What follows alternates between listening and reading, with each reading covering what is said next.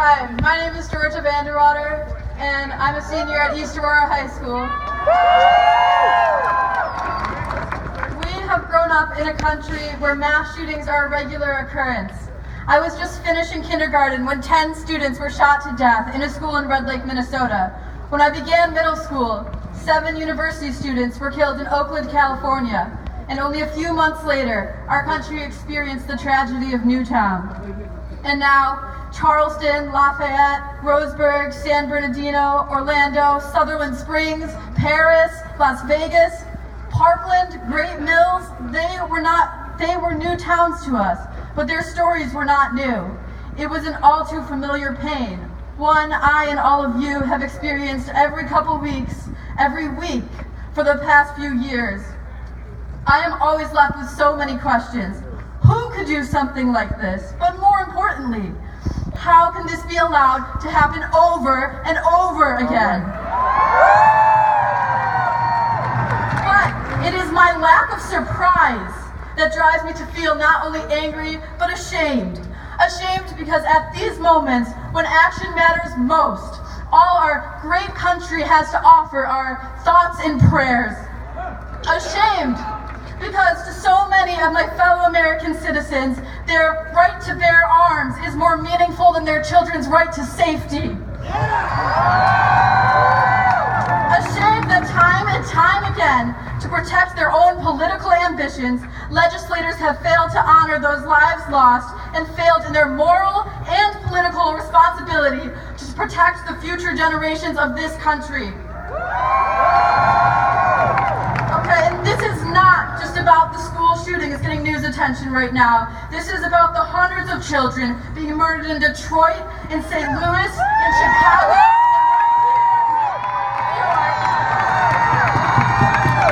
due to the ready and nearly unrestricted access to guns.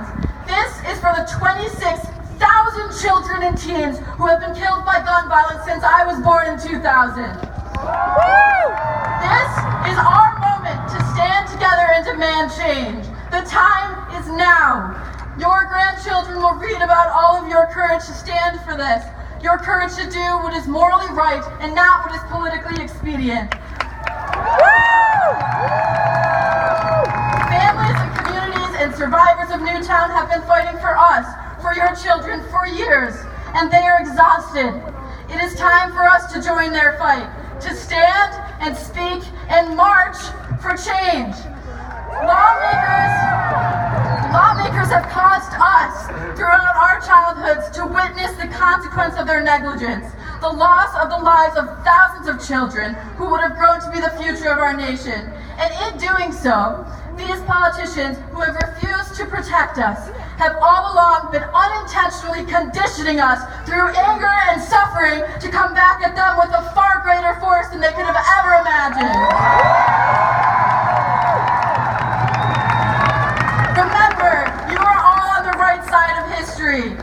There will be people in your life who don't agree with what you're standing here supporting. There will be family members who disapprove of you and internet trolls who insult you, but stay smart and stay kind. This issue is not Democrat versus Republican. It's not liberal versus conservative. It's not blue versus red. This is life versus death.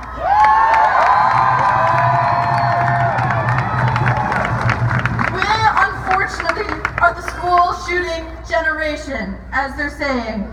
But we must show those in power that this generation will be the last, because we're going to fix this.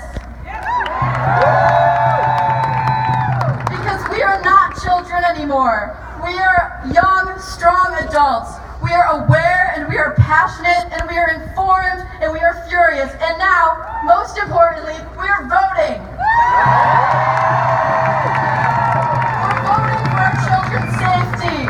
Voting so they will not experience the fear so many of our generation have.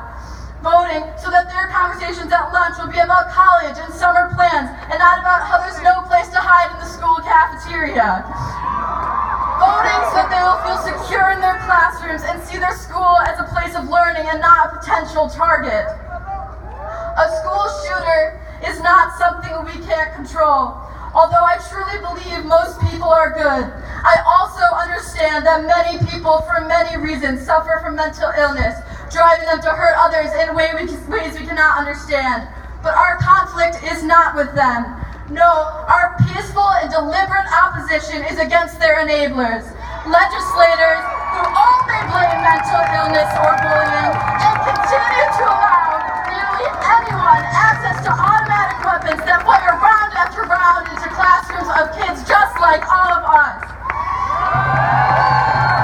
Our protest stands against those politicians who complacently stand by their actions, dropping their empty bullet shells of condolences at the feet of a force so much greater than they are. This force is all of us here today. We are devastated and furious, and we are hugely affected by this, so we will not be giving up. We will march through Niagara Square now, and we will march to the polls in November.